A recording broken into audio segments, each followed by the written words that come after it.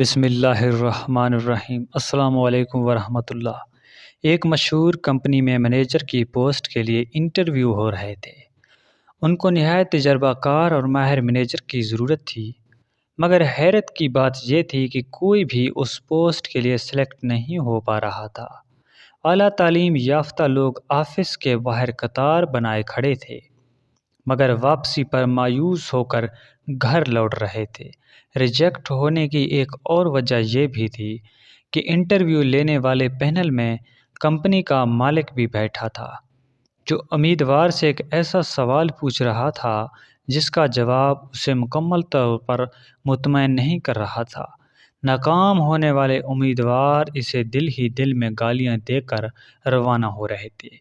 Company کے مالک کا سوال یہ تھا کہ ایک اچھے مینیجر کی خوبی کیا ہوتی ہے۔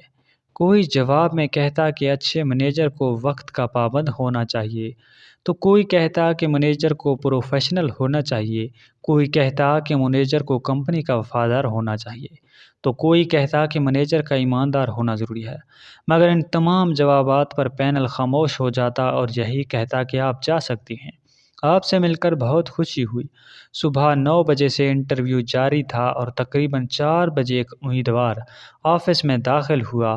باقی سب امیدوار اسے دیکھ کر مسکرانے لگے، کیونکہ اس نے سر پر پگڑی پہن رکھی تھی۔ جب وہ کمرے میں داخل ہوا تو پینل نے اس کو حقارت کی نظر سے دیکھا کہ یہ یہاں کیا لینے آیا ہے۔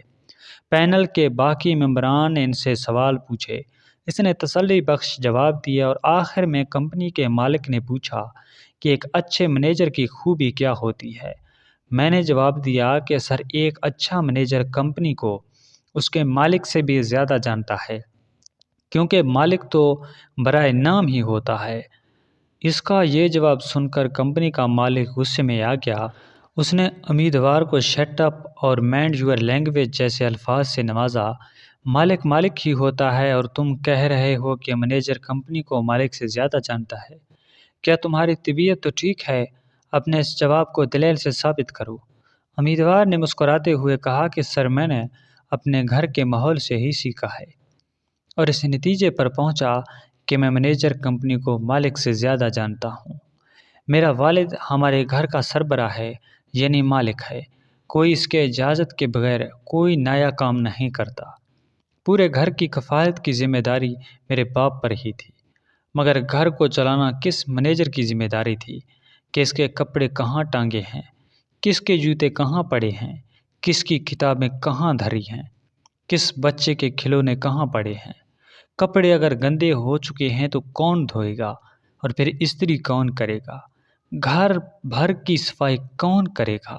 پھٹے پرانے کپڑوں کو پیوند کون لگائے گا؟ اگر مہمان آ گئے ہیں تو ان کا کھانا کون بنائے گا؟ کوئی بیمار پڑ جائے تو پرہیز والا کھانا کون تیار کرے گا؟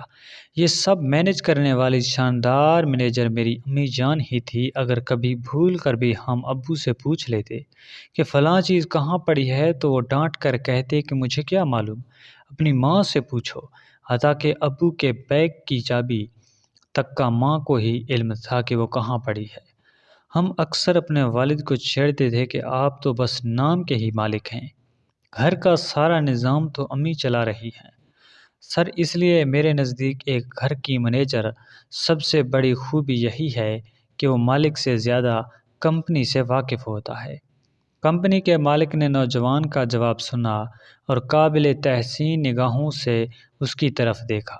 سب پینل نے کھڑے ہو کر نوجوان کے لیے تالیاں بجائی اور اس مینیجر کی پوسٹ کے لیے منتخب ہونے پر اس نوجوان کو مبارکباد پیش کی۔ اپنی ماں کی اہمیت کو سمجھیں۔ ماں ہی وہ واحد مینیجر ہے جو بغیر تنخواہ، بغیر کسی معاوضے کے 24 میں سے 20 گھنٹے کام کرتی ہے اور گھر کو سنبھالتی ہے، کبھی ماں کی شکل میں، کبھی بیوی کی شکل میں، تو کبھی ایک بیٹی کی صورت میں، ہر وقت خدمت کے لیے تیار ہے۔ اگر ویڈیو اچھی لگے تو ویڈیو کو لائک اور چینل کو ضرور سبسکرائب کریں۔ شکریہ۔